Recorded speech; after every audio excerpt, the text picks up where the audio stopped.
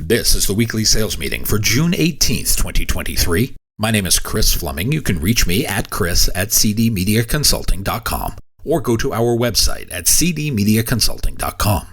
Today's topic is, do you suffer from telephobia?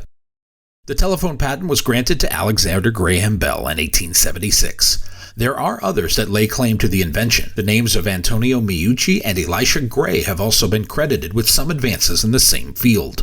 Regardless of which telephone inventor you would like to place at the altar of electronic communication, I don't think that even in a million years did anyone envision it would be used to robocall us about our car's extended warranty, or in any of the other half a dozen scam calls I receive weekly. And my number is on the National Do Not Call list. So much for digital innovation. The phone is one of the many tools in your selling arsenal. In fact, it may be the most efficient arrow in our quiver. In reflecting on my selling career, I can trace the 10 largest orders ever written in my life back to a phone call. That one phone call secured the first appointment. In each case, it was one of 20 or 30 made that day. Some ended in no connection. Some numbers were disconnected. Some contacts were wrong. I became well versed in pivoting mid-sentence and redirecting my ask to the right person. Some calls ended in rejection. Some ended with appointments. The phone has been a sales delivery vehicle for me, and often my best source of connecting with new people. Sorry, social selling experts. Calling people remains the top method for sellers to make binding appointments. That begs the question about you. What is your view of the device? Do you view the telephone as a friend or enemy, burden or boon? For some, the telephone is a paralyzing device. You look at the phone and you might think it is covered in cobras. Those snakes are ready to strike as soon as we touch the device. It is a phobia we have conjured up in our minds. This, of course, is unfounded, but this fear is fueled by the potential rejection lurking on the other end of the phone. And we, as humans, tend to have an internal fear of rejection. We want people to like us, and somehow if one person on the other end of the phone is unkind or reacts in a negative way, we take that as a personal affront. In this, our chosen profession, the telephone becomes a life force for us. It enhances our ability to connect with people. It allows us to continue to book appointments with new and current customers. It is a lifesaver and a time saver. Yet some suffer from anxiety anytime the mere mention of using the phone to contact someone new is broached. Call this phone anxiety, or the more precise term is telephobia. It is the fear and avoidance of the phone and phone conversations. It is common among those with social anxiety. The current state of the world has not helped. We have spent an inordinate amount of time trying to avoid contact with other humans, all out of fear. Fear they might have cooties. And you're right, I use the word cooties. Who knew my second grade experience would be useful this far in the future? Our reliance on email, text messages, social media, and other forms of electronic communication has relegated the phone to the back seat. The most effective option is going to see people face to face. That could become cost prohibitive, and so the telephone remains the most efficient way for us to be successful. Despite the obvious benefits of telephone usage, we still look at it as a hindrance. It could be because most of our adult lives, no good news comes by telephone. When people have good news to give you, they will rush to see you, so they can be the bearer of good news. Bad news, however, is best delivered at a distance, and a distance where no physical harm can be done. So that stigma exists. But it is not all bad news. Some of the feedback is positive. There are other reactions from the other end of the line. There are people who are rude to you on the telephone, but then there are those who are not. Yes, sometimes we receive rejection via telephone, but then there are times we don't. In selling, we all need to develop a grand case of temporary amnesia. The fear associated with using the telephone is wholly unfounded. Projecting this fear before picking up the telephone is a guaranteed formula for disaster. To sell anything, even a connection, that takes a projection of confidence, not fear. That fear exists only in our minds. It is something we have conjured up for ourselves. One method to overcoming fear is to name it. Harness that negativity and turn it into something useful. Give it a name and use it. As Paul Simon wrote, "You can call me Al." Well, we'll call ours Al. As long as fear has a name, fear cannot beat me. Al can sit and watch, and he is not on the bench and not playing in this game. You can use it as motivation to make more and better calls. You can use Al to fine-tune your approach. I played a lot of basketball as a teenager. I was a good player, although I was never going to make it to the NBA. I was a good shooter from anywhere on the court. I could hit from anywhere and then would shoot from anywhere also. Some referred to me as the black hole. If you passed it to me, it was going up, never back to you. In the practice of being a good shooter, we would often play a game called Beat the Pro. In this game, you would pick your favorite NBA player as the opponent. They got 2 points every time you missed, and you would only get 1 every time you scored. We could do something similar in making prospecting calls. Al would get 2 points when you fail. You would get 1 when you connect. Loser buys the coffee. I am a big fan of scripting phone calls. If you walk into my office, you will see a stack of 5x8 index cards. I use these the old-fashioned way to make notes and script calls. I script my messages and my delivery and then practice these until they become second nature. I will work on them every day. The scripts I use today are very different than the ones I used 20 years ago.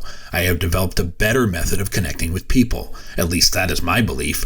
I have a better method of diffusing resistance. I have a better method of creating curiosity. It starts with being human. You can do that when you relax. When you are nervous, you tense up. You start to trip on your words. You ramble. You are not prepared, and the call goes into the tank. When you have mastered your telephone scripting, that doesn't happen.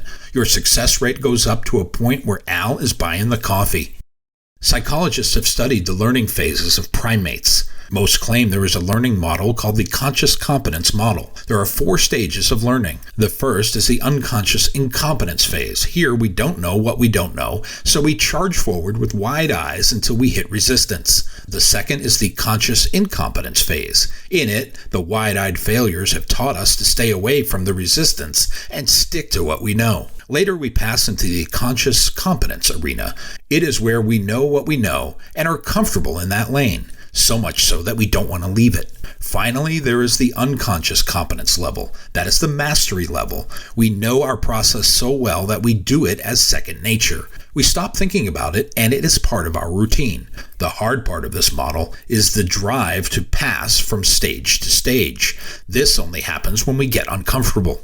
I equate this to learning how to ride a bike. In the beginning, we are so excited to get on the bike for the first time, we don't realize we don't have any balance, so we fall off.